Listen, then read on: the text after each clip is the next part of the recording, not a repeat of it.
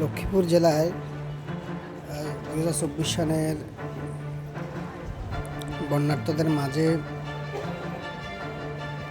মালয়েশিয়ার প্রধানমন্ত্রীর কার্যালয় হতে মিশি কেমানশিয়ান বাংলাদেশ সংস্থার পক্ষ থেকে বন্যার্ত মানুষের মাঝে খাদ্য সামগ্রী বিতরণ করা হয়। খাদ্য সামগ্রী বিতরণ করা হয়েছে লক্ষ্মীপুর জেলার বন্যার্ত মানুষের মাঝে প্রায় 200 পরিবারের মাঝে।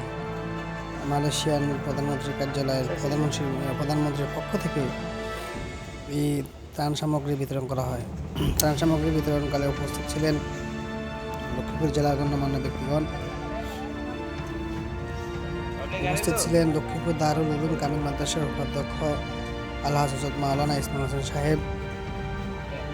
আরও উপস্থিত ছিলেন লক্ষ্মীপুর জেলার বাংলাদেশ জামাত ইসলামের নেতৃবৃন্দ সহ অন্যান্য সকল সর্বস্তরের মানুষ অংশগ্রহণ করেছেন।